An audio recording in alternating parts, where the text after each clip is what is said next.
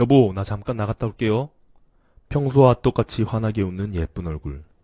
배가 볼록 나온 임신한 아내가 그 한마디를 남기고 사라졌습니다. 꺼져 있는 핸드폰, 지갑도, 카드도, 아무것도 없이 도대체 어디로 사라진 걸까요? 피가 말라간다는 말이 딱 이런 느낌이구나. 도무지 정신을 차릴 수가 없었습니다. 무슨 수를 써서라도 찾아내겠다고 사방팔방을 미친 사람처럼 뛰어다녔습니다. 아무것도 먹지 않아 바짝 말라버린 몸.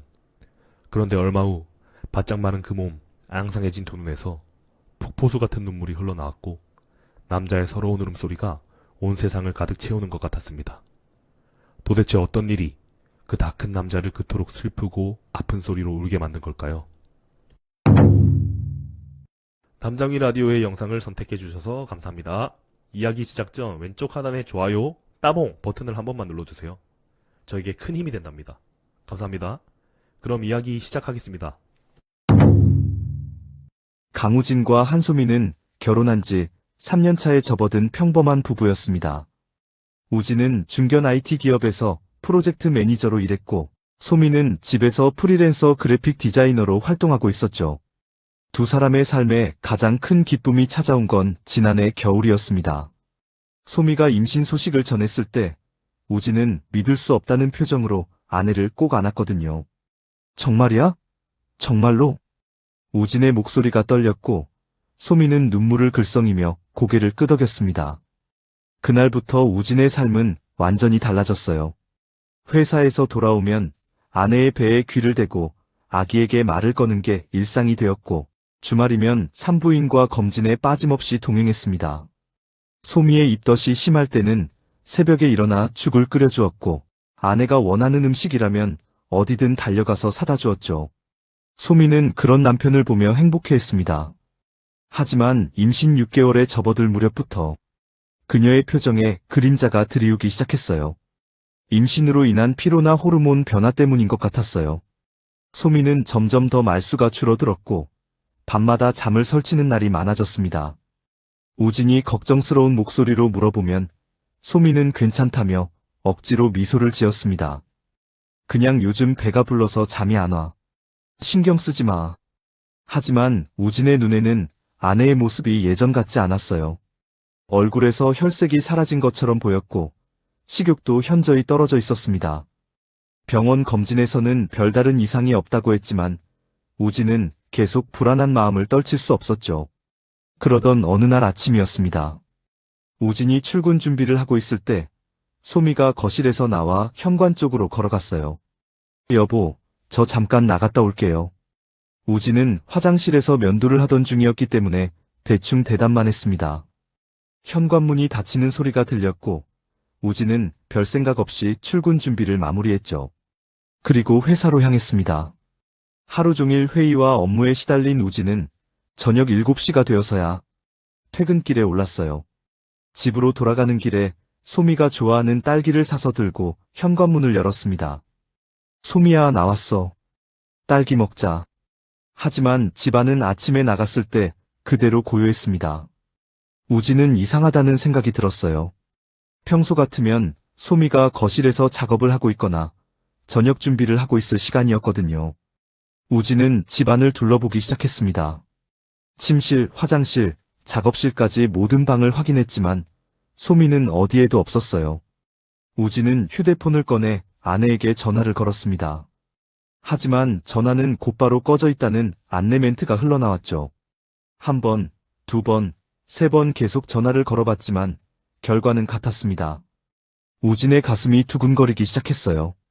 뭔가 잘못된 것 같다는 불길한 예감이 스쳐 지나갔습니다.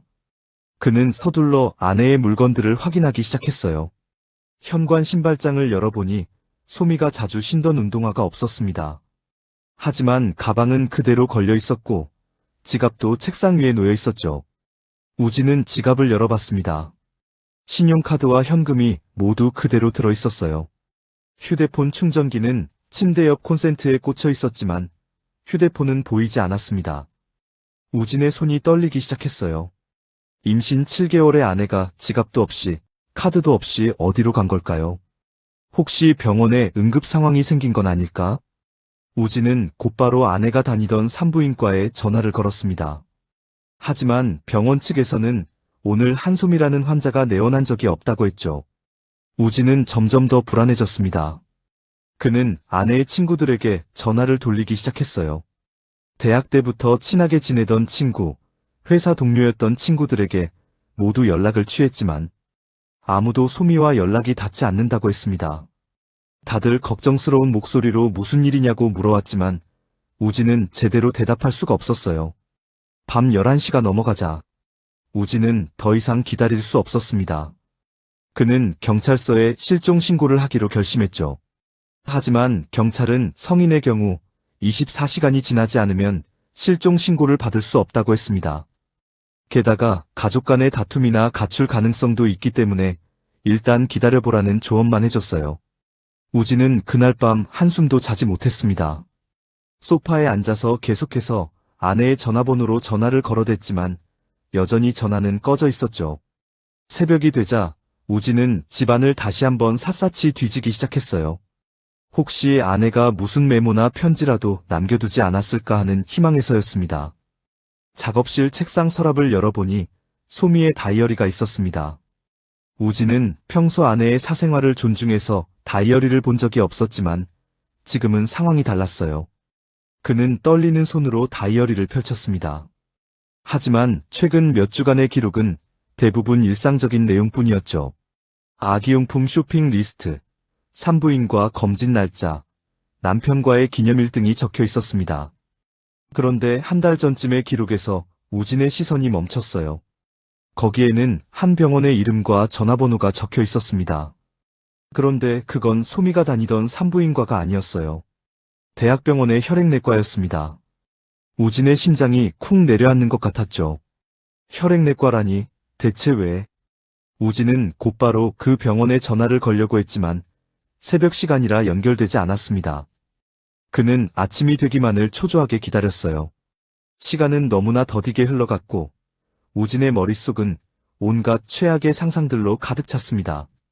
아내에게 무슨 일이 생긴 걸까? 도대체 왜 이렇게 말도 없이 사라져버린 걸까? 동이 트기 시작할 무렵 우진은 거실 창밖을 바라보며 눈물을 흘렸습니다. 아내가 사라진 지 이제 24시간도 채 되지 않았지만 그에게는 이 시간이 영원처럼 느껴졌거든요. 그리고 그의 머릿속에는 한 가지 생각만이 맴돌고 있었습니다. 소미야, 제발 무사해. 어디에 있든 꼭 찾아낼게. 아무 일도 없었으면 좋겠어. 아침 9시가 되자마자 우진은 다이어리에 적혀있던 대학병원으로 전화를 걸었습니다. 하지만 병원 측에서는 개인정보 보호를 이유로 환자의 진료 기록을 가족에게도 함부로 알려줄 수 없다고 했어요.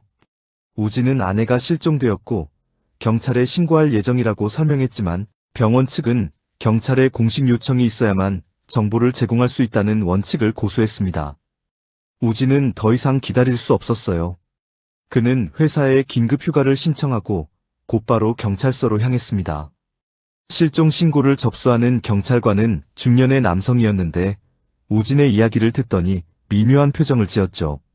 부부싸움 같은 건 없으셨어요? 아니면 금전적인 문제라든지? 우진은 고개를 저었습니다. 부부 사이는 좋았고 경제적으로도 큰 어려움은 없었어요. 그런데 경찰관의 질문은 계속 이어졌습니다. 아내가 다른 남자와 연락을 주고받은 흔적은 없는지, 혹시 가출 전력이 있는지, 정신적인 문제는 없었는지. 우진은 그런 질문들을 들으며 화가 치밀어 올랐지만 꾹 참았어요. 지금은 경찰의 도움이 절실히 필요했거든요. 경찰은 일단 수사를 시작하겠다고 했지만 크게 기대하지 말라는 뉘앙스였습니다. 성인 실종 사건은 대부분 자발적인 가출이거나 가족 간의 갈등으로 인한 경우가 많다는 거예요. 특히 임신부의 경우 호르몬 변화로 인한 우울증이나 정서적 불안정으로 충동적인 행동을 하는 경우도 있다고 했습니다. 우진은 경찰서를 나오면서 주먹을 불끈 쥐었어요. 소미는 그런 사람이 아니었습니다. 아내는 임신 사실을 알고 나서 그 어느 때보다 행복해했고 태어날 아기를 위해 정성스럽게 준비하고 있었거든요. 이건 분명 뭔가 다른 이유가 있을 거라고 우진은 확신했습니다. 그는 다시 집으로 돌아와 아내의 휴대폰 위치를 추적해보기로 했어요. 하지만 휴대폰이 꺼져 있는 상태라 위치 추적이 불가능했습니다. 우진은 아내가 자주 사용하던 이메일 계정에 접속해봤죠. 다행히 비밀번호는 두 사람이 공유하고 있던 거였어요. 이메일함을 확인하던 우진의 눈에 한 통의 메일이 들어왔습니다. 발신자는 대학병원 혈액내과였고 제목은 검사 결과 안내였어요. 우진의 손이 마우스 위에서 멈췄습니다. 심장이 미친 듯이 뛰기 시작했죠. 그는 천천히 메일을 열었습니다. 메일 내용은 간단했어요. 한소미 씨의 혈액 검사 결과가 나왔으니 외래 진료 예약을 통해 상세한 설명을 듣기를 바란다는 내용이었습니다. 하지만 구체적인 검사 결과는 적혀 있지 않았죠. 우진은 메일의 날짜를 확인했습니다. 3주 전이었어요. 그러니까 소미는 3주 전에 이미 혈액내과에서 검사를 받았고 그 결과를 알고 있었다는 뜻이었습니다. 우진은 온몸에 소름이 돋았어요. 아내가 혈액내과에 갔다는 것 자체가 심상치 않았습니다. 혈액내과는 빈혈이나 혈액응고 장애, 그리고 더 심각한 경우에는 백혈병 같은 질환을 다루는 곳이었거든요. 우진은 곧바로 그 이메일을 캡처해서 경찰에게 보냈습니다. 그리고 다시 한번 병원에 전화를 걸었죠. 이번에는 좀 더 강력하게 요구했습니다. 아내가 실종되었고 임신 중이며 혈액내과 진료 기록이 있다는 사실을 알게 되었으니 협조해달라고요. 병원 측은 잠시 기다리라고 한 뒤 담당 의사와 연결해주겠다고 했습니다. 몇 분 후 전화 너머로 차분한 남자 목소리가 들려왔어요. 강우진 씨시죠? 저는 혈액내과 임혜솔입니다. 사모님께서 실종되셨다고요? 우진은 상황을 설명했습니다. 임 의사는 한참 동안 침묵하더니 조심스럽게 입을 열었어요. 환자분의 개인정보라 자세히 말씀드리기는 어렵지만 한 가지만 말씀드리겠습니다.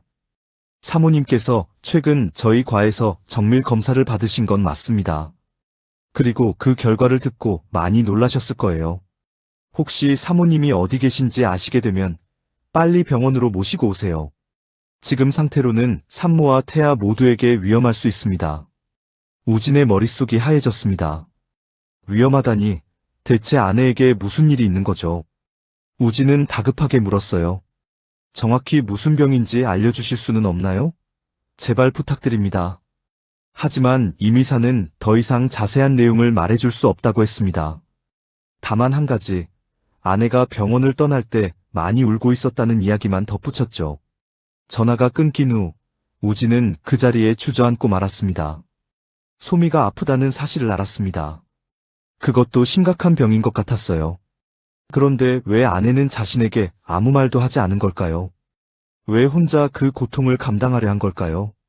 우진은 눈물이 쏟아질 것 같았지만 울 수가 없었습니다. 지금은 울고 있을 시간이 없었어요. 아내를 찾아야 했습니다. 우진은 회사 동료인 오찬우에게 전화를 걸었어요. 찬우는 우진의 대학 선배이자 절친한 친구였습니다. 상황을 설명하자 찬우는 곧바로 달려오겠다고 했죠. 1시간 후 찬우가 우진의 집에 도착했습니다. 우진은 그동안 알아낸 모든 정보를 찬우에게 보여줬어요. 형, 소미가 혈액내과에 다녔대요. 그리고 의사가 위험하다고 했어요. 찬우는 심각한 표정으로 고개를 끄덕였습니다. 두 사람은 함께 작전을 짜기 시작했어요. 우선 소미가 자주 가던 장소들을 모두 확인해 보기로 했습니다. 친정 쪽도 알아봐야 했고 소미의 친구들도 다시 한번 접촉해 볼 필요가 있었죠. 우진은 소미의 친정어머니에게 전화를 걸었습니다. 하지만 장모님도 딸과 연락이 되지 않는다며 걱정하는 목소리였어요. 며칠 전까지만 해도 전화 통화를 했는데 갑자기 연락이 끊겼다는 거였습니다. 우진은 장모님에게 걱정하지 말라고 위로했지만 사실 본인이 가장 불안했어요. 찬우와 함께 서울 시내를 돌아다니기 시작했습니다. 소미가 좋아하던 카페, 공원, 도서관 등을 모두 찾아다녔죠. 하지만 어디에서도 소미의 흔적을 찾을 수 없었습니다. 저녁이 되자 두 사람은 지쳐서 차 안에 앉아 있었어요. 우진아, 혹시 소미가 다른 도시로 간 건 아닐까? CCTV라도 확인해봐야 하지 않겠어? 찬우의 말에 우진은 고개를 끄덕였습니다. 그는 다시 경찰에게 연락해서 아파트 주변 CCTV 확인을 요청했어요. 경찰은 내일 확인해보겠다고 했지만 우진은 내일까지 기다릴 수가 없었습니다. 그는 직접 아파트 관리사무소로 찾아갔죠. 관리소장은 우진의 사정을 듣고는 CCTV 영상을 보여줬습니다. 화면에는 어제 아침 9시경 소미가 아파트를 나서는 모습이 찍혀 있었어요. 그녀는 작은 배낭 하나만 메고 있었고 표정은 굳어 있었습니다. 소미는 아파트 정문을 나가 근처 버스 정류장 쪽으로 걸어갔죠. 우진은 정류장 근처 상가 CCTV도 확인했습니다. 소미는 버스를 타고 어디론가 떠났어요. 버스 번호를 확인한 우진은 그 노선이 어디로 가는지 검색해봤습니다. 인천 방면으로 가는 시외버스였어요. 인천이라니 우진은 고개를 갸웃했습니다. 소미가 인천에 아는 사람이 있었나? 그 순간 우진의 머릿속에 한 가지가 떠올랐어요. 소미의 고등학교 후배 중에 인천에 사는 친구가 있었습니다. 이름은 차은비였는데 두 사람은 고등학교 때 단짝이었다고 들었죠. 우진은 급하게 휴대폰을 뒤져 은비의 연락처를 찾아냈습니다. 전화벨이 울렸고 곧 밝은 여자 목소리가 들려왔어요. 우진은 자신을 소개하고 소미를 찾고 있다고 말했습니다. 그런데 은비의 반응이 이상했어요. 잠시 침묵이 흐른 뒤 그녀는 조심스럽게 물었죠. 오빠, 소미 언니한테 무슨 일 있는 거 아세요? 우진의 심장이 쿵 떨어졌습니다. 은비는 뭔가를 알고 있었어요. 우진은 간곡하게 부탁했습니다. 제발 아내가 어디 있는지 알려달라고. 자신은 아내를 찾아서 함께 문제를 해결하고 싶다고요. 은비는 한참을 망설이다가 한숨을 쉬었습니다. 언니가 저한테 부탁했어요. 절대 오빠한테 말하지 말라고. 근데 저도 너무 걱정돼서요. 언니가 인천 근처에 있는 것 같기는 한데 제가 직접 만나본 건 아니에요. 그냥 전화로만 연락이 왔거든요. 우진의 손이 떨렸습니다. 소미가 인천에 있다는 확신이 들었어요. 그는 은비에게 더 자세히 물어봤지만 은비도 정확한 위치는 모른다고 했습니다. 다만 소미가 어떤 원룸이나 고시원 같은 곳에 머물고 있다는 느낌을 받았다고 했죠. 우진은 은비에게 감사 인사를 하고 전화를 끊었습니다. 그리고 찬우를 돌아봤어요. 형, 인천으로 가야 해요. 소미가 거기 있어요. 두 사람은 곧바로 차에 시동을 걸고 인천으로 향했습니다. 하지만 인천은 넓었고 원룸과 고시원이 너무 많아서 어디부터 찾아야 할지 알 수 없었어요. 우진은 인천경찰서에 연락해서 도움을 요청했습니다. 하지만 구체적인 주소나 단서 없이는 찾기 어렵다는 답변만 돌아왔죠. 그날 밤 우진은 인천의 한 모텔에서 잠을 청했지만 눈이 감기지 않았습니다. 창밖으로 보이는 낯선 도시의 불빛들이 차갑게 느껴졌어요. 소미는 지금 어디에서 무엇을 하고 있을까? 혼자서 얼마나 무섭고 외로울까? 우진은 이불을 뒤집어 쓰고 소리 없이 울었습니다. 인천에서 3일째가 되던 날이었습니다. 우진과 찬우는 인천 시내의 고시원과 원룸촌을 하나하나 돌아다니며 소미의 사진을 보여주고 있었어요. 하지만 대부분의 사람들은 본 적이 없다고 고개를 저었습니다. 일부는 개인정보 보호를 이유로 아예 대답조차 하지 않았죠.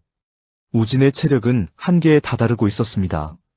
제대로 먹지도 자지도 못한 채 계속 걷고 또 걸었어요.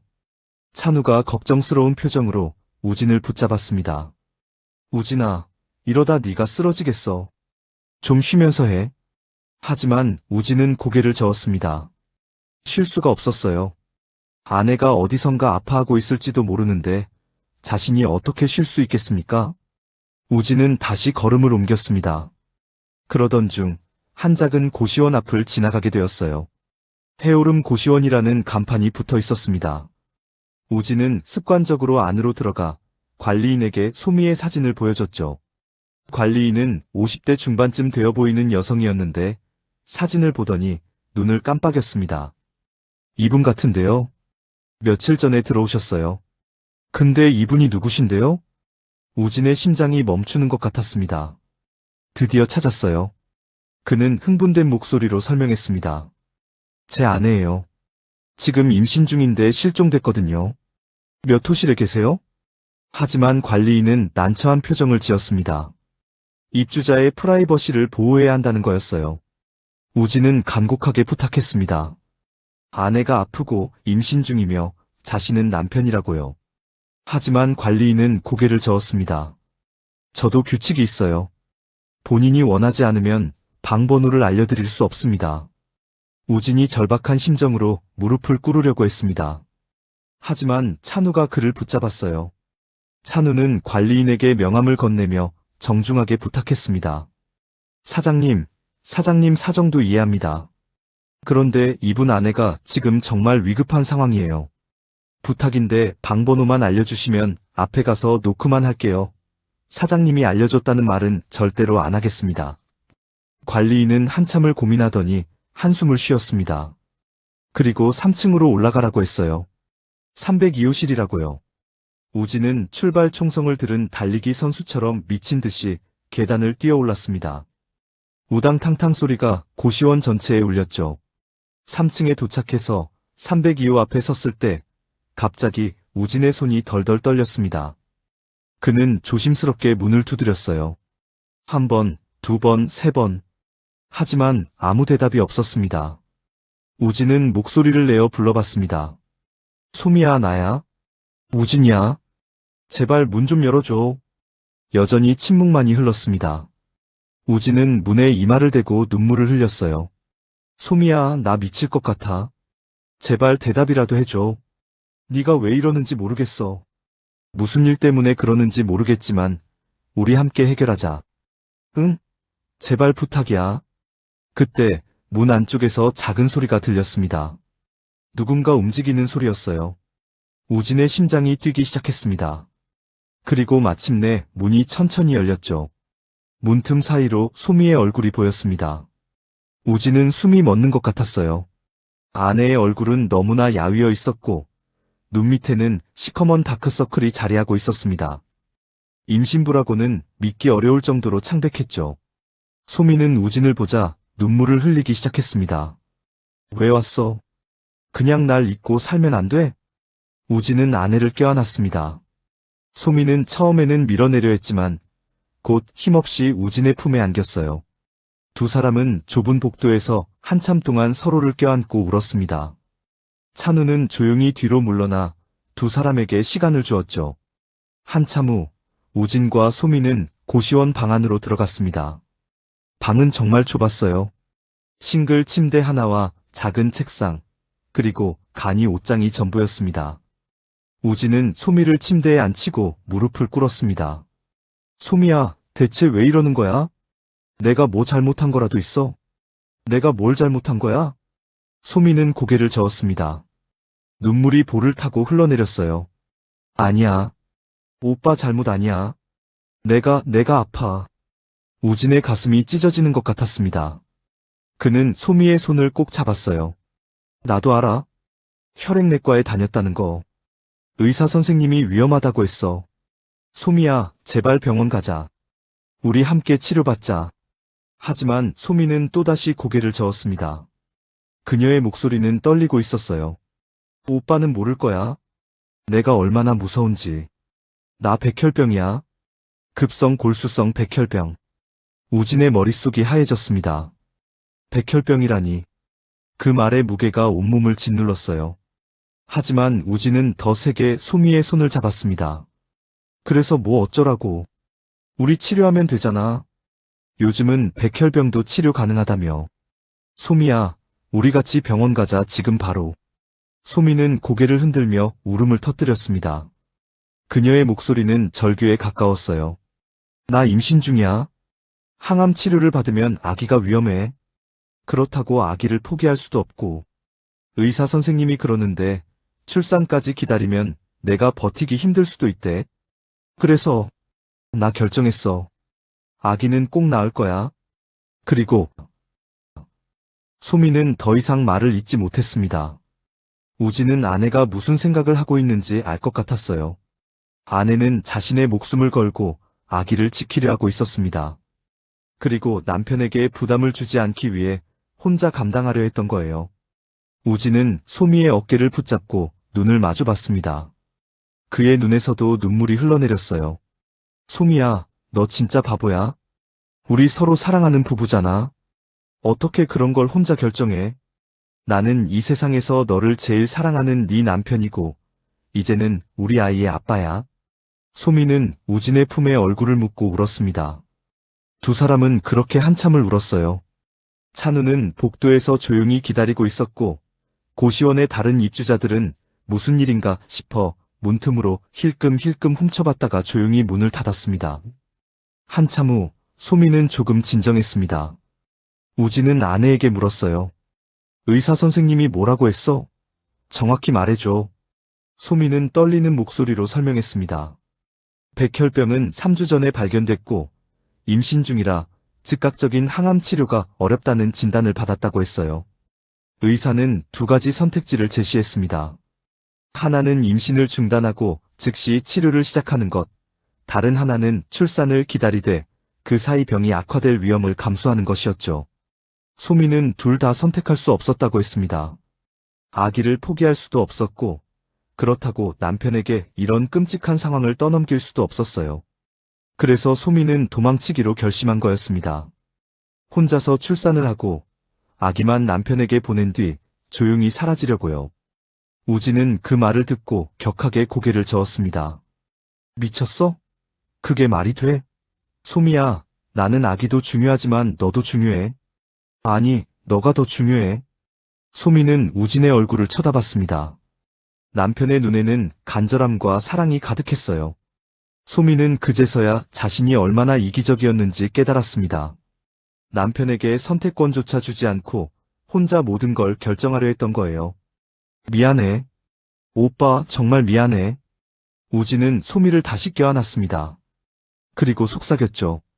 우리 지금 당장 병원 가자. 의사 선생님 만나서 다시 상담받자. 분명 방법이 있을 거야. 우리 포기하지 말자. 소미는 고개를 끄덕였습니다. 우진은 찬우를 불러 함께 서울로 돌아갈 준비를 했어요. 소미의 짐은 간단했습니다. 배낭 하나가 전부였죠. 우진은 아내를 부축해서 계단을 내려갔습니다. 관리인은 두 사람을 보고는 안도하는 표정을 지었어요. 차를 타고 서울로 돌아가는 길, 소미는 우진의 어깨에 기대어 잠이 들었습니다. 우진은 아내의 머리를 쓰다듬으며 창밖을 바라봤어요. 앞으로 어떤 일들이 기다리고 있을지 알 수 없었습니다. 하지만 한 가지는 확실했죠. 그는 아내와 아기를 지키기 위해 무엇이든 할 것이라는 거였습니다. 서울에 도착한 건 저녁 무렵이었습니다. 우진은 소미를 집으로 데려갔지만 곧바로 병원 응급실로 향했어요. 소미의 상태가 좋지 않아 보였거든요. 응급실 의사는 소미를 진찰한 후 입원이 필요하다고 판단했습니다. 탈수 증상이 있었고 혈액 수치도 매우 낮았거든요. 소미는 병원 침대에 누워 링거를 맞았습니다. 우진은 침대 옆 의자에 앉아 아내의 손을 잡고 있었어요. 두 사람은 말없이 서로를 바라봤습니다. 그리고 우진은 다짐했습니다. 무슨 일이 있어도 아내를 지키겠다고. 아내와 아기 둘 다 잃지 않겠다고요. 소미가 입원한 다음 날, 우진은 혈액내과 임혜솔 의사를 찾아갔습니다. 임 의사는 우진을 진료실로 안내했고 두 사람은 마주 앉았어요. 임 의사의 표정은 무거웠습니다. 사모님을 찾으셨군요. 다행입니다. 하지만 상황이 좋지 않아요. 우진은 침을 삼켰습니다. 임 의사는 컴퓨터 화면을 돌려 우진에게 보여줬어요. 화면에는 온갖 의학 용어와 숫자들이 가득했습니다. 사모님은 급성 골수성 백혈병 진단을 받으셨습니다. 이 병은 빠르게 진행되기 때문에 즉각적인 치료가 필요해요. 일반적으로는 항암화학요법을 시작하는데 사모님의 경우 임신 중이라는 게 문제입니다. 우진은 고개를 끄덕였습니다. 임 의사는 계속 설명했어요. 임신 중 항암 치료는 태아에게 심각한 영향을 줄 수 있습니다. 특히 임신 초기에는 절대 금기예요. 사모님은 현재 임신 7개월이니 초기는 아니지만 여전히 위험 부담이 큽니다. 그렇다고 출산까지 치료를 미루기에는 사모님의 백혈병이 너무 공격적이에요. 우진의 얼굴이 창백해졌습니다. 임 의사는 한숨을 쉬었어요. 제가 드릴 수 있는 옵션은 세 가지입니다. 첫째, 임신을 중단하고 즉시 항암 치료를 시작하는 것. 둘째, 위험을 감수하고 출산까지 기다린 후 치료를 시작하는 것.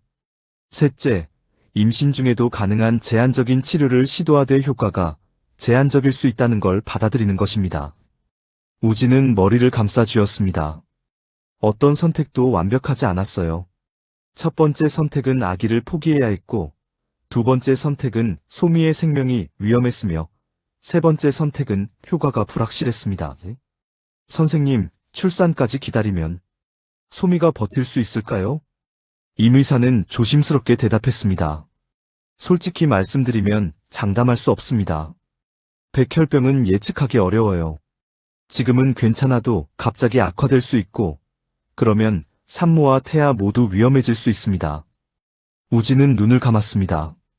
세상이 무너지는 것 같았어요. 그때 임 의사가 덧붙였습니다.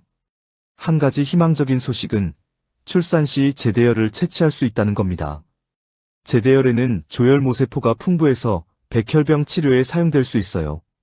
만약 사모님이 출산까지 버티신다면 제대열 이식을 통해 치료 성공 확률을 높일 수 있습니다.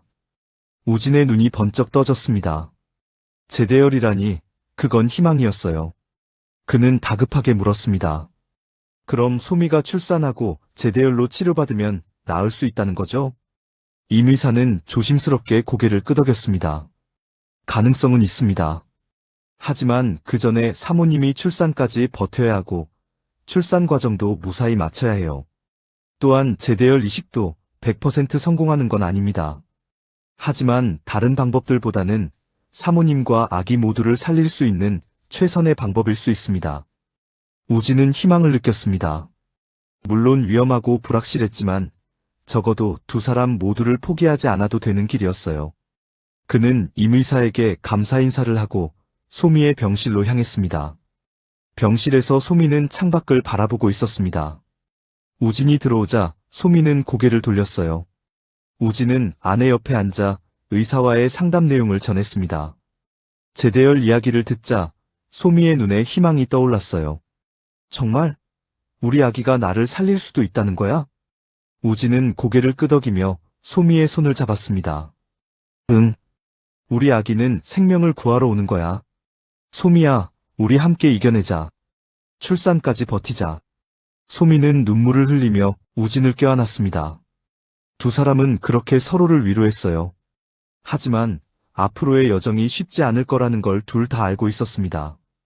그날부터 소미는 병원에서 지내기 시작했습니다. 정기적인 혈액 검사와 모니터링이 필요했거든요. 우진은 회사에 장기 휴직을 신청했어요. 회사 측은 흔쾌히 허락해줬고 동료들은 우진을 응원해 주었습니다. 우진은 매일 병원에서 소미를 돌봤습니다. 아침이면 소미가 좋아하는 음식을 사다 주었고 낮에는 함께 병원 정원을 산책했어요.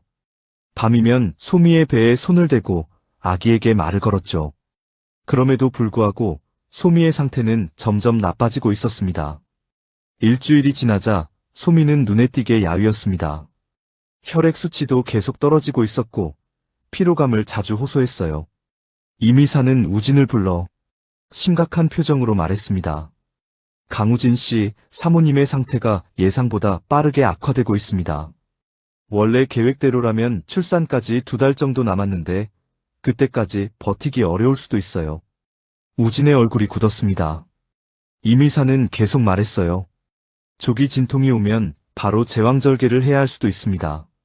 지금부터 준비를 해두는 게 좋겠어요. 산부인과와도 협진을 시작했습니다. 우진은 고개를 끄덕였습니다. 그는 병실로 돌아가 소미에게 의사의 말을 전하지 않았어요. 아내를 더 불안하게 만들고 싶지 않았거든요. 대신 평소처럼 밝은 얼굴로 아내를 대했습니다. 그런데 소미도 자신의 상태가 나빠지고 있다는 걸 알고 있었어요. 어느 날 밤, 소미는 우진의 손을 잡고 조용히 말했습니다. 우진 씨, 나 무서워. 우진의 가슴이 먹먹해졌습니다. 그는 아내를 안아주며 속삭였어요. 괜찮아. 내가 여기 있잖아. 우리 함께 이겨낼 거야. 소미는 우진의 품에서 울었습니다. 우진도 눈물을 참을 수 없었어요. 하지만 소미 앞에서는 울지 않으려고 애썼습니다. 나중에 화장실에 가서 혼자 울었죠. 2주가 지난 어느 날 새벽이었습니다. 소미가 갑자기 복통을 호소하기 시작했어요. 간호사를 불렀고 곧 의사들이 달려왔습니다. 검사 결과 조기 진통이 시작된 거였어요. 임신 32주였습니다. 정상 출산 시기보다 2개월 정도 빠른 거였죠. 의료진은 긴급회의를 소집했습니다. 산부인과 혈액내과, 소아과 의사들이 모두 모였어요. 그들은 제왕절개를 즉시 진행하기로 결정했습니다. 더 이상 기다렸다가는 산모와 태아 모두 위험할 수 있었거든요. 우진은 수술실 앞에서 초조하게 기다렸습니다. 찬우도 달려왔고 소미의 어머니인 장모님도 왔어요. 장모님은 울면서 우진의 손을 잡았습니다. 강서방, 우리 소미 꼭 살려내야 해. 우진은 고개를 끄덕였습니다. 그의 눈에서도 눈물이 흘러내렸어요. 수술실 불빛이 켜져 있었고 안에서는 의사들이 분주하게 움직이고 있었습니다. 우진은 신에게 빌었어요. 제발 아내와 아기를 살려달라고. 시간은 너무나 더디게 흘러갔습니다. 1시간, 2시간이 지났어요. 우진은 수술실 의자에 앉아 손을 모으고 기도했습니다. 그때 수술실 문이 열렸어요. 산부인과 의사가 나왔습니다. 의사의 얼굴에는 미소가 없었어요. 강우진 씨, 출산은 성공했습니다. 남자아이고 체중은 2.1kg입니다. 미숙하지만 건강합니다. 우진은 안도의 한숨을 쉬었습니다. 하지만 의사의 표정은 여전히 어두웠어요. 우진은 불안한 목소리로 물었습니다. 그런데 소미는요? 제 아내는 괜찮은 거죠? 의사는 잠시 침묵했습니다. 그리고 조심스럽게 말했어요. 사모님의 상태가 매우 위중합니다. 출산 과정에서 출혈이 심했고 백혈병으로 인한 혈액응고장애 때문에 지혈이 잘 되지 않았어요. 지금 중환자실로 옮겨졌습니다. 그리고 제대열은 무사히 채취했습니다. 우진은 다리에 힘이 풀려 주저앉았습니다. 찬우가 그를 붙잡았어요. 장모님은 벽에 기대어 울고 있었습니다. 의사는 계속 말했죠. 앞으로 48시간이 고비입니다. 사모님이 이 시간을 버티면 제대열 이식 준비를 시작할 수 있습니다. 하지만 지금 상태가 워낙 안 좋아서 일단 최선을 다하겠습니다. 의사는 고개를 숙이고 다시 수술실로 들어갔습니다. 우진은 바닥에 주저앉아 소리 없이 울었어요. 아기는 태어났지만 소미는 생사의 갈림길에 서 있었습니다. 이게 무슨 잔인한 운명인가. 우진은 하늘을 원망했습니다. 중환자실 앞에서 우진은 밤을 새웠습니다. 면회는 제한되어 있었고 10분에 한 번씩만 들어갈 수 있었어요. 우진은 10분마다 중환자실에 들어가 소미의 얼굴을 보았습니다. 소미는 의식이 없었고 온갖 기계들에 연결되어 있었죠. 소미야, 일어나. 제발 일어나줘. 우리 아들이 태어났어. 건강한 아들이야. 네가 봐줘야 해. 제발. 우진의 목소리는 떨렸습니다. 하지만 소미는 아무 반응이 없었어요. 우진은 아내의 손을 잡고 눈물을 흘렸습니다. 그리고 속으로 간절히 빌었죠. 제발 48시간만 버텨달라고. 그러면 희망이 있다고. 하지만 그 48시간이 얼마나 긴 시간이 될지 우진은 미처 몰랐습니다. 여러분, 여기까지 이야기 들으시느라 수고 많으셨어요. 참 마음이 아프죠? 임신한 아내가 백혈병 진단을 받고 남편을 위해 도망쳤다는 사실을 알았을 때 정말 가슴이 먹먹했을 거예요. 그리고 남편이 필사적으로 아내를 찾아 나선 모습, 아내를 발견했을 때 그 감정들, 말로 다 표현할 수 없었을 겁니다. 이제 아기는 태어났지만 소미의 생명이 위험한 상황이에요. 과연 소미는 이 위기를 넘길 수 있을까요? 그럼 여러분, 다음 이야기도 계속 들어봐 주세요. 우진은 중환자실 앞 복도에 있는 긴 의자에 앉아 있었어요. 잠도 자지 못한 채 그저 시계만 바라보고 있었습니다. 시간은 마치 멈춘 것처럼 느껴졌죠. 매 초마다 불안과 두려움이 그를 짓눌렀습니다. 찬우는 우진 옆에 앉아 말없이 함께 기다려주었어요. 가끔 우진의 어깨를 토닥여주거나 커피를 건네주었지만 우진은 거의 손도 대지 않았습니다. 장모님은 신생아실에서 손주를 보고 있었어요. 아기는 인큐베이터 안에서 작은 숨을 쉬고 있었습니다. 12시간이 지났을 때 의사가 나왔습니다. 우진은 벌떡 일어나 의사에게 달려갔어요. 선생님, 소미는 어때요? 의사는 피곤한 표정이었지만 조금 안도하는 기색이 보였습니다. 일단 상태가 안정되었습니다. 출혈은 멈췄고 활력 징후도 회복되고 있어요. 하지만 아직 위험은 남아 있습니다. 계속 지켜봐야 해요. 우진은 그제서야 한숨을 쉬었습니다. 아직 완전히 안심할 수는 없었지만 적어도 최악의 상황은 벗어난 것 같았어요. 우진은 의사에게 감사 인사를 하고 다시 의자에 앉았습니다. 24시간이 지났을 때 소미의 눈이 떠졌습니다. 우진이 면회 시간에 중환자실에 들어갔을 때 소미는 희미하게 눈을 뜨고 있었어요. 우진은 놀라서 소미의 손을 잡았습니다. 소미야, 깨어났구나. 소미는 약하게 미소를 지었습니다. 목소리는 거의 들리지 않을 정도로 작았어요. 우진 씨, 아기는? 우진의 눈에서 눈물이 쏟아졌습니다. 아들이야. 건강한 아들. 2.1kg인데 잘 자라고 있어. 소미야, 네가 해냈어. 소미는 눈물을 흘렸습니다. 그녀는 아기를 보고 싶어 했지만 아직 움직일 수 없었어요. 우진은 휴대폰으로 찍어둔 아기 사진을 소미에게 보여줬습니다. 소미는 사진을 보며 울었어요. 우리 아기. 고마워. 엄마 살려줘서. 우진은 소미의 손을 꼭 잡았습니다. 소미야, 아직 끝난 게 아니야. 제대열 이식이 남았어. 우리 꼭 성공하자. 네가 회복해서 직접 아기를 안아야 해. 소미는 고개를 끄덕였습니다. 그녀의 눈에는 살고 싶다는 의지가 보였어요.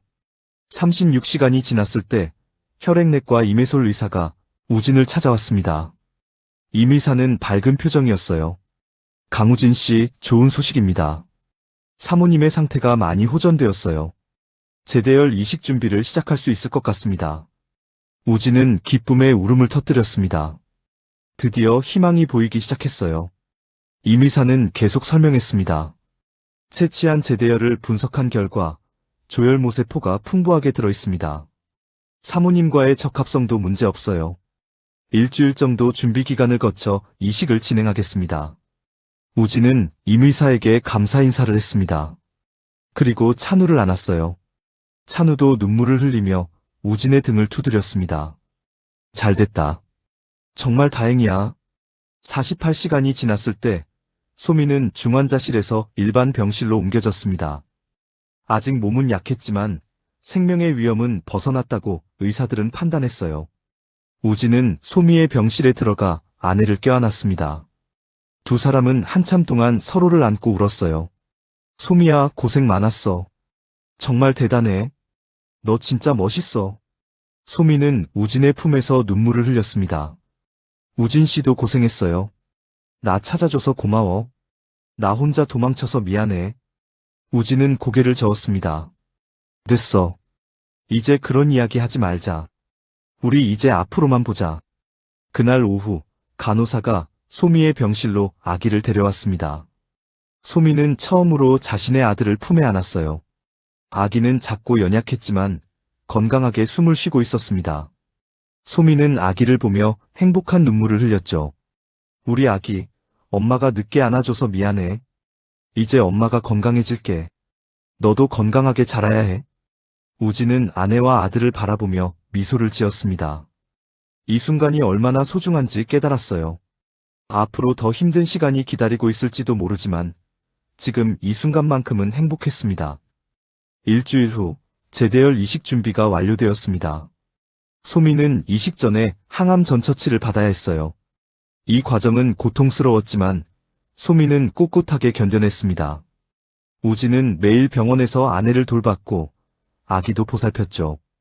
이식 당일이 되었습니다. 의료진은 소미를 무균실로 옮겼어요. 우진은 유리창 너머로 아내를 지켜봤습니다. 의사들이 제대열을 주입하는 모습이 보였죠. 우진은 손을 모으고 기도했습니다. 제발 성공하기를, 아내가 건강해지기를. 이식 후 며칠 동안은 중요한 시기였습니다. 이식된 조혈모세포가 소미의 골수에 자리 잡아야 했거든요. 이 과정에서 거부 반응이 일어날 수도 있었고 감염 위험도 높았어요. 소미는 무균실에서 격리 생활을 해야 했습니다. 우진은 매일 유리창 너머로 소미와 대화했어요. 인터폰을 통해 이야기를 나누고 아기의 사진을 보여주었습니다. 소미는 힘들어 보였지만 포기하지 않았어요. 아들을 위해서, 남편을 위해서 꼭 살아야 했거든요. 2주가 지났을 때 혈액 검사 결과가 나왔습니다. 임 의사는 우진을 불러 결과를 설명했어요. 강우진 씨, 좋은 소식입니다. 이식이 성공적으로 이루어지고 있어요. 백혈구 수치가 올라가고 있고 조혈모세포가 잘 자리 잡고 있습니다. 우진은 기쁨의 눈물을 흘렸습니다. 드디어 희망이 현실이 되고 있었어요. 임 의사는 계속 말했습니다. 하지만 아직 완전히 안심할 단계는 아닙니다. 앞으로 몇 달간 지켜봐야 해요. 재발 가능성도 있고 거부 반응이 늦게 나타날 수도 있습니다. 하지만 지금까지는 매우 긍정적입니다. 우진은 임 의사에게 감사 인사를 했습니다. 그리고 무균실로 달려가 소미에게 좋은 소식을 전했어요. 소미는 유리창 너머로 우진을 보며 환하게 웃었습니다. 우진도 웃으며 손을 흔들었죠. 한 달이 지났을 때 소미는 무균실에서 나올 수 있게 되었습니다. 아직 면역력이 약해서 조심해야 했지만 이제는 일반 병실에서 지낼 수 있었어요. 우진은 소미를 병실로 데려갔고 그곳에서 아기와 재회했습니다. 우리 아기 많이 컸네. 엄마가 한 달 만에 보는 건데 이렇게나 컸어? 소미는 아기를 안으며 행복해했습니다. 아기는 이제 3kg이 넘었고 건강하게 자라고 있었어요. 우진은 아내와 아들을 바라보며 가슴이 벅찼습니다. 이 모든 게 기적 같았어요. 2개월이 지났을 때 소미의 상태는 크게 호전되었습니다. 혈액 수치도 정상에 가까워졌고 체력도 많이 회복되었어요. 의사들은 곧 퇴원할 수 있을 거라고 말했습니다. 소미와 우진은 그 말을 듣고 서로를 껴안았죠. 소미야, 우리 드디어 집에 갈 수 있어. 우리 셋이서 함께. 소미는 눈물을 흘리며 고개를 끄덕였습니다. 그녀는 우진의 얼굴을 쳐다봤어요. 우진 씨, 나 진짜 운이 좋은 사람이야. 이렇게 좋은 남편을 만났잖아. 그리고 우리 아들도 엄마를 살려줬고. 나 정말 행복해. 우진은 소미의 손을 잡았습니다. 나도 행복해. 너랑 아기가 있어서. 우리 앞으로 행복하게 살자. 오래오래. 두 사람은 그렇게 서로를 바라보며 미소를 지었습니다. 창밖으로 햇살이 들어왔고 병실은 따뜻한 빛으로 가득 찼어요. 우진은 생각했습니다. 이 모든 고난이 결국 우리를 더 단단하게 만들었구나. 우리는 함께라면 무엇이든 이겨낼 수 있어. 3개월이 지났을 때 소미는 마침내 퇴원할 수 있게 되었습니다. 병원 생활이 끝나고 집으로 돌아가는 날, 소미는 아기를 품에 안고 병원 현관을 나섰어요. 우진은 소미의 짐을 들고 뒤따랐습니다. 햇살이 따사로웠고 바람도 시원했죠. 우진 씨 신기해요. 진짜 살아서 나온 것 같아요. 소미는 감격스러운 목소리로 말했습니다. 우진은 아내의 어깨를 감싸 안으며 웃었어요. 당연하지. 우리 소미는 강한 사람이야. 앞으로 더 건강해질 거야.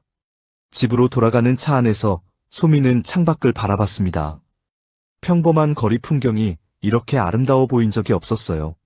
사람들이 걷고 차들이 지나가고 나무들이 바람에 흔들리는 모습이 모두 소중하게 느껴졌습니다. 소미는 생각했죠.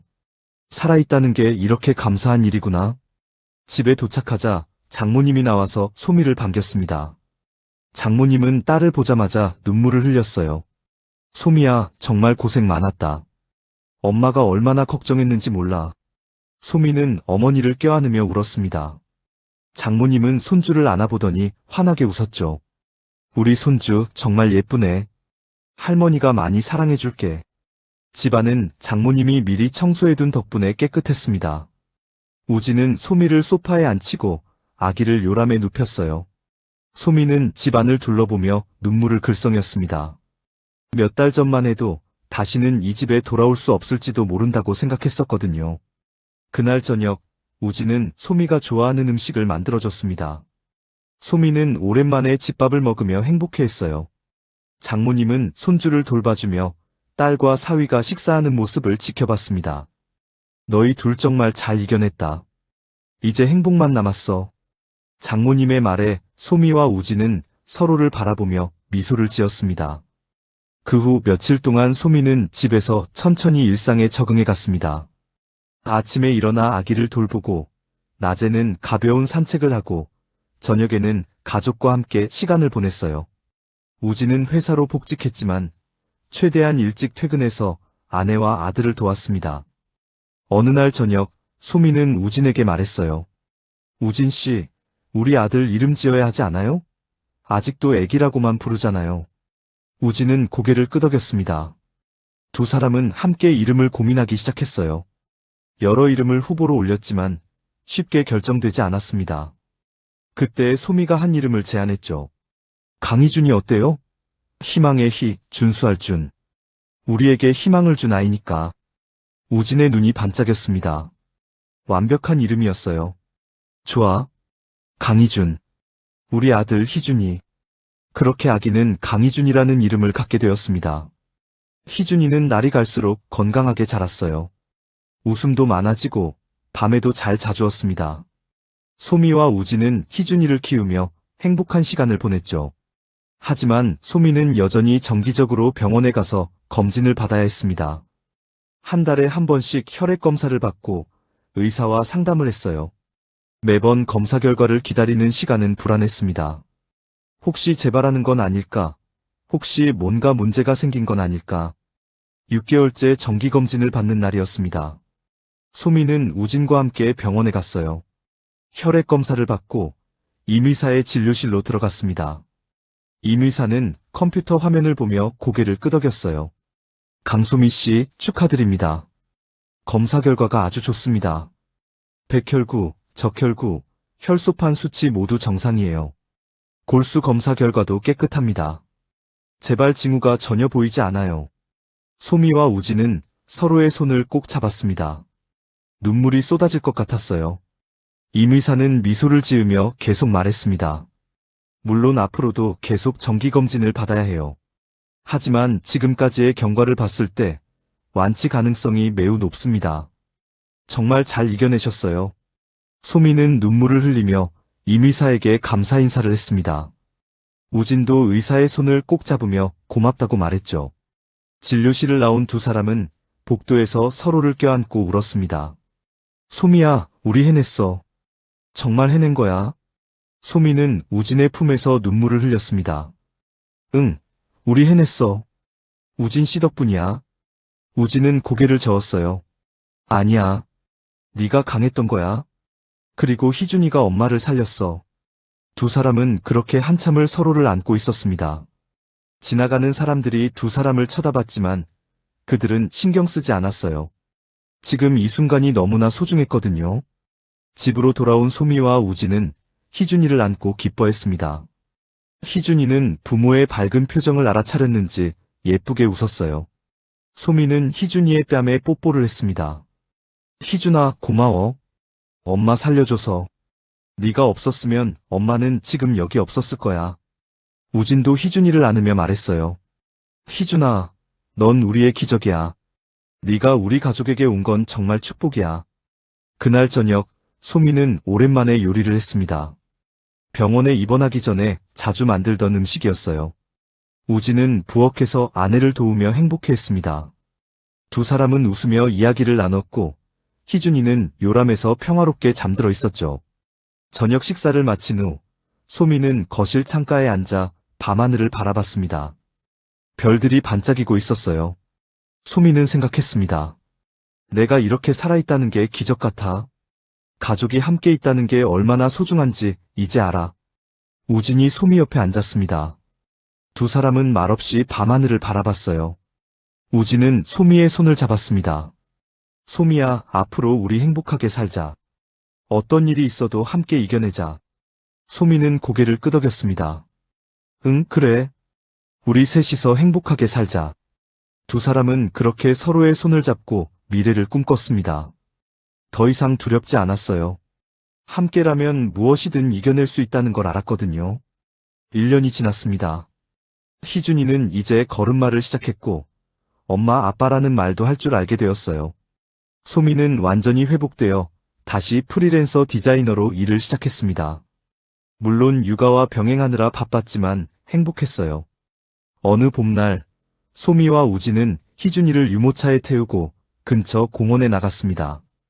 벚꽃이 만개에 있었고 사람들이 꽃놀이를 즐기고 있었어요. 소미는 벚꽃을 보며 감탄했습니다. 와, 정말 예쁘다. 작년 이맘때는 병원에 있어서 못 봤는데. 우진은 아내의 어깨를 감싸 안으며 말했어요. 앞으로 매년 같이 보자. 우리 셋이서. 희준이는 유모차에서 까르르 웃으며 벚꽃을 바라봤습니다. 소미는 아들을 보며 미소를 지었어요. 희준아, 예쁘지? 이 꽃들처럼 너도 예쁘게 자라야 해. 공원 벤치에 앉아 쉬고 있을 때 한 노부부가 지나가다 말을 걸었습니다. 아이가 참 예쁘네요. 몇 살이에요? 소미는 밝게 대답했습니다. 돌 지났어요. 이제 막 걷기 시작했답니다. 노부부는 희준이를 보며 웃었어요. 참 복스럽게 생겼네. 부모님들도 행복해 보이고 가족이 화목한 게 제일이에요. 노부부가 떠나간 후 소미는 우진을 돌아봤습니다. 우진 씨, 나 정말 행복해. 우진은 고개를 끄덕였습니다. 응, 나도 너무 행복해. 그런데 소미의 표정이 조금 어두워졌어요. 우진은 이상하다는 표정으로 물었습니다. 왜 그래? 무슨 일 있어? 소미는 잠시 망설이다가 입을 열었습니다. 우진 씨, 사실 며칠 전에 병원에서 연락이 왔어요. 우진의 심장이 쿵 떨어지는 것 같았습니다. 혹시 나쁜 소식인가? 우진은 긴장한 목소리로 물었어요. 무슨 연락? 검사 결과에 문제라도 있어? 소미는 고개를 저었습니다. 아니, 검사 결과는 좋아요. 그게 아니라 병원에서 제 사연을 공유하고 싶다고 했어요. 비슷한 상황에 처한 환자들에게 희망을 주고 싶대요. 익명으로 할 수도 있고 원하면 실명으로도 할 수 있다고. 우진은 안도의 한숨을 쉬었습니다. 다행히 건강 문제는 아니었어요. 그는 소미에게 물었습니다. 넌 어떻게 하고 싶어?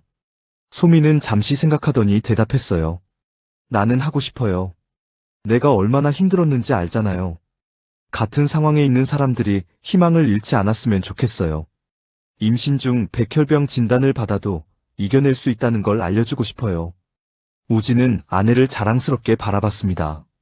소미는 자신의 고통을 다른 사람들을 돕는데 사용하고 싶어 했어요. 우진은 소미의 손을 잡았습니다. 좋아. 그렇게 하자. 내 이야기가 많은 사람들에게 힘이 될 거야. 며칠 후, 소미와 우진은 병원을 찾아갔습니다. 병원 측은 소미의 사연을 병원 블로그와 뉴스레터에 게재하고 싶다고 했어요. 소미는 동의했고, 인터뷰를 진행했습니다. 인터뷰에서 소미는 자신이 겪었던 모든 것을 솔직하게 이야기했어요. 백혈병 진단을 받았을 때의 절망, 남편을 위해 도망쳤던 이유, 그리고 결국 남편이 자신을 찾아내 함께 싸웠던 이야기. 마지막으로 재대열 이식을 통해 치료에 성공한 기적 같은 이야기까지. 저는 정말 운이 좋았어요. 남편이 저를 찾아줬고, 우리 아들이 저를 살렸거든요. 하지만 운만으로는 안 돼요. 포기하지 않는 것, 그리고 사랑하는 사람들과 함께 싸우는 것이 중요해요. 저와 같은 상황에 있는 분들, 절대 포기하지 마세요. 희망은 있습니다. 소미의 인터뷰는 병원 블로그에 올라갔고, 곧 화제가 되었습니다. 많은 사람들이 댓글로 응원과 감사를 표했어요. 비슷한 상황에 있는 환자들은 소미의 이야기에서 큰 힘을 얻었다고 했습니다. 어느 날, 소미에게 한 통의 이메일이 왔습니다. 발신자는 임신 중 백혈병 진단을 받은 30대 여성이었어요. 그녀는 소미의 이야기를 읽고 용기를 얻었다며 감사의 말을 전했습니다. 그리고 자신도 소미처럼 아기를 지키면서 치료를 받기로 결심했다고 했죠. 소미는 그 이메일을 읽으며 눈물을 흘렸습니다. 자신의 이야기가 누군가에게 실질적인 도움이 되고 있다는 게 믿기지 않았어요. 소미는 곧바로 답장을 보냈습니다. 응원의 메시지와 함께 자신의 경험을 더 자세히 나눴죠. 그 후로 소미는 비슷한 상황에 있는 환자들과 자주 연락을 주고받았습니다. 온라인 커뮤니티를 만들어 서로 정보를 공유하고 응원하는 공간도 마련했어요. 소미는 자신이 받은 도움을 다른 사람들에게 돌려주고 있었습니다. 2년이 지났을 때 소미는 완전히 회복되었습니다. 의사들은 더 이상 정기검진이 필요 없을 정도로 건강하다고 판단했어요. 소미는 완치 판정을 받았습니다. 그날 밤, 소미와 우진은 조촐한 축하 파티를 열었습니다. 찬우도 초대했고 장모님도 오셨어요. 희준이는 이제 두 돌이 지나 말도 제법 잘하고 뛰어다녔습니다. 모두가 모여 소미의 완치를 축하했죠. 건배! 소미의 건강을 위하여. 우진이 잔을 들자 모두가 함께 건배를 외쳤습니다. 소미는 행복한 미소를 지으며 가족들을 바라봤어요. 이 순간이 얼마나 소중한지 누구보다 잘 알고 있었습니다. 파티가 끝나고 손님들이 돌아간 후 소미와 우진은 희준이를 재우고 거실 소파에 앉았습니다. 두 사람은 말없이 서로를 바라봤어요. 우진이 먼저 입을 열었습니다. 소미야, 우리 정말 많은 걸 겪었지? 소미는 고개를 끄덕였습니다. 응.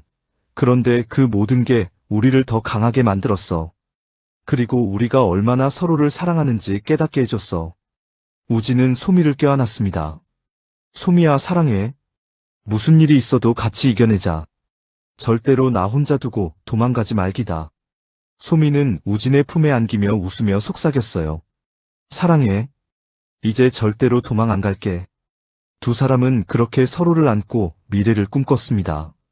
더 이상 두려운 게 없었어요. 함께라면 어떤 어려움도 이겨낼 수 있다는 걸 증명했으니까요. 5년이 흘렀습니다. 희준이는 이제 6살이 되어 유치원에 다니고 있었어요. 건강하고 명랑한 아이로 자랐고 친구들도 많았습니다. 소미는 프리랜서 디자이너로 성공적인 커리어를 쌓고 있었고 우진은 회사에서 승진해 팀장이 되었죠. 어느 여름날 소미와 우진은 희준이를 데리고 바다로 여행을 떠났습니다. 희준이가 바다를 보고 싶다고 졸라서였어요. 가족 셋은 동해안의 작은 해변 마을에 도착했습니다. 푸른 바다가 눈앞에 펼쳐졌고 희준이는 신이 나서 소리를 질렀어요. 와, 바다다. 엄마, 아빠, 저기 봐요. 소미와 우진은 희준이의 손을 잡고 해변으로 걸어갔습니다. 모래사장에 발을 디디자 희준이는 까르르 웃으며 뛰어다녔어요. 소미는 아들을 보며 행복한 미소를 지었습니다. 그리고 희준이를 따라 바다로 걸어갔어요. 파도가 발목을 적시자 시원한 느낌이 들며 기분이 좋아졌어요. 엄마, 아빠, 물 차가워요. 근데 재밌어요. 소미는 희준이를 안아올리며 뽀뽀를 했어요. 우리 희준이 건강하게 자라줘서 고마워. 저녁이 되자 가족 셋은 해변 근처 식당에서 저녁을 먹었습니다. 싱싱한 회와 해물찜이 나왔고 희준이는 새우를 맛있게 먹었어요. 식사를 마친 후 다시 해변으로 나갔습니다. 해가 지고 있었고 하늘은 주황빛으로 물들어 있었죠. 소미는 우진의 어깨에 기대어 노을을 바라봤습니다. 희준이는 모래성을 쌓으며 놀고 있었어요. 소미는 이 순간을 마음속에 깊이 새겼습니다. 이 평범하지만 특별한 순간들이 얼마나 소중한지 잘 알고 있었거든요. 오빠, 내가 5년 전에 도망쳤을 때 생각나요? 우진은 고개를 끄덕였습니다. 당연히 기억나지. 그때 얼마나 무서웠는지 몰라. 왜? 또 도망갈 일이 생긴 거야? 소미는 미안한 표정을 지었어요. 생각날 때마다 정말 미안해요. 나도 오빠가 없으면 그렇게 힘들었을 텐데. 우진은 소미의 손을 잡았습니다. 괜찮아. 네가 너무 착해서 그랬던 거야. 소미는 눈물을 글썽이며 고개를 저었습니다. 오빠야말로 너무 착해. 두 사람은 서로를 껴안았습니다. 희준이는 모래성을 완성하고 부모에게 달려왔어요. 엄마, 아빠, 제 모래성 봐요. 멋지죠? 소미와 우진은 희준이의 모래성을 보며 칭찬을 아끼지 않았습니다. 희준이는 자랑스러운 표정으로 웃었어요. 얼마 후 희준이가 초등학교에 입학하던 날 소미와 우진은 아들의 입학식에 참석했습니다. 소미는 아들을 보며 눈물을 흘렸습니다. 우진 씨, 우리 희준이가 벌써 이렇게 컸어요. 우진도 감격스러운 표정이었습니다. 응, 시간 참 빠르다. 희준이가 태어났을 때가 엊그제 같은데.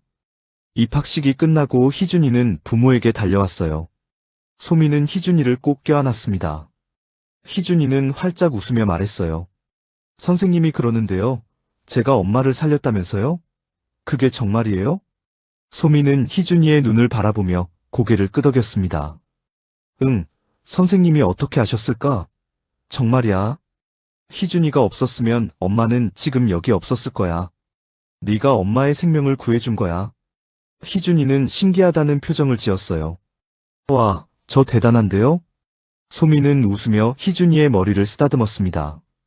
그럼, 우리 희준이는 기적을 낳은 아이야. 희준이는 장난기 가득한 눈으로 엄마를 껴안으며 말했어요. 엄마, 그럼 엄마는 기적을 낳은 아이를 낳은 사람이에요. 소미는 환하게 웃으며 아들을 안았습니다. 우리 가족은 그럼 기적의 가족인 거네. 그날 저녁, 소미와 우지는 희준이를 재우고 다시 거실에 앉았습니다.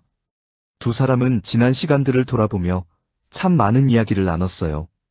두 사람은 언제나 사랑 가득한 눈으로 서로를 껴안았습니다. 창밖에는 아름답게 반짝이는 세상이 펼쳐져 있었어요. 소미는 생각했습니다. 희준이 말처럼 우리는 기적의 가족이야. 그리고 이제 그 기적을 내가 꼭 지켜낼 거야.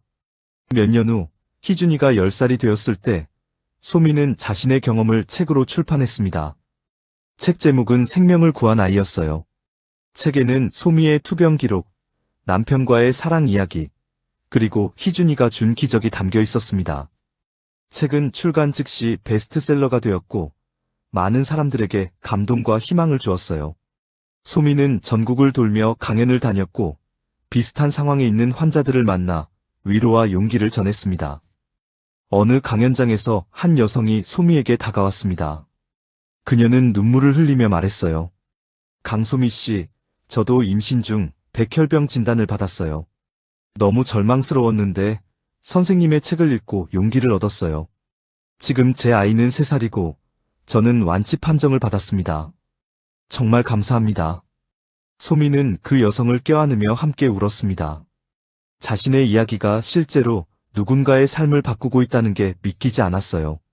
소미는 이것이야말로 자신이 겪은 고통에 대한 가장 큰 보상이라고 느꼈습니다. 행복해. 너무 행복해서 세상이 전부 다 꿈 같아.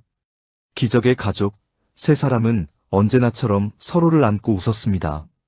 그들에게는 이제 밝은 미래만이 펼쳐져 있었어요. 과거의 고통은 그들을 더 강하게 만들었고, 현재의 행복은 더욱 소중하게 느껴졌습니다. 그리고 미래는 무한한 가능성으로 가득했죠. 소미는 창밖을 바라보며 생각했습니다. 인생은 참 묘하다. 가장 어두웠던 순간이 결국 가장 밝은 빛을 가져다 주었어. 나는 죽을 뻔했지만 지금은 그 어느 때보다 생생하게 살아있다. 그리고 이 모든 건 사랑하는 사람들과 함께했기에 가능했어. 강우진, 한소미, 그리고 강희준. 이 3사람의 이야기는 계속되었습니다. 그들은 앞으로도 함께 웃고, 함께 울고, 함께 성장할 것입니다. 그리고 언제까지나 서로를 사랑할 것입니다. 이것이 바로 그들이 이겨낸 가장 큰 승리였습니다. 여러분, 오늘 이야기 어떠셨어요? 강호진과 한소미, 그리고 강희준의 이야기를 들으시면서 가슴이 어떠셨나요? 임신 중 백혈병 진단을 받은 소미가 남편을 위해 혼자 도망쳤다가 결국 남편이 필사적으로 찾아내 함께 싸우고 태어난 아기의 제대열로 치료에 성공한 이야기였죠. 이 이야기는 우리에게 많은 것을 가르쳐줍니다. 첫째, 사랑하는 사람에게 짐이 되지 않으려고 혼자 고통을 감내하는 것이 진정한 사랑이 아니라는 거예요. 진짜 사랑은 함께 짐을 나누고 함께 싸우는 거죠. 소미가 혼자 도망쳤을 때는 더 큰 고통만 만들었지만 우진과 함께 싸우기로 결심했을 때 비로소 희망이 보이기 시작했습니다. 둘째, 포기하지 않는 것의 중요성이에요. 우진은 아내를 찾기 위해 포기하지 않았고 소미는 치료 과정에서 포기하지 않았습니다. 그 결과 그들은 기적을 만들어냈어요. 인생에서 가장 어두운 순간이 때로는 가장 밝은 빛을 가져다 준다는 걸 보여준 거죠. 셋째, 생명의 소중함입니다. 희준이는 태어나면서 동시에 엄마의 생명을 구했어요. 이것은 모든 생명이 얼마나 소중하고 기적적인지를 상기시켜줍니다. 우리 모두는 누군가에게 희망이 될 수 있고 누군가의 삶을 바꿀 수 있어요. 누구나 살아가면서 다양한 선택의 순간을 맞이합니다. 혼자 견딜 것인가, 함께 나눌 것인가, 포기할 것인가, 계속 싸울 것인가. 이 이야기가 여러분께 작은 위로와 지혜가 되었으면 좋겠습니다. 어려운 순간이 왔을 때 혼자가 아니라는 사실을 기억하세요. 그리고 절대 희망을 놓지 마세요. 오늘도 이야기 들어주셔서 정말 감사합니다. 구독과 좋아요 부탁드립니다. 다음에도 더 감동적인 이야기로 찾아뵐게요. 여러분 모두 건강하시고 사랑하는 사람들과 행복한 시간 보내세요. 감사합니다.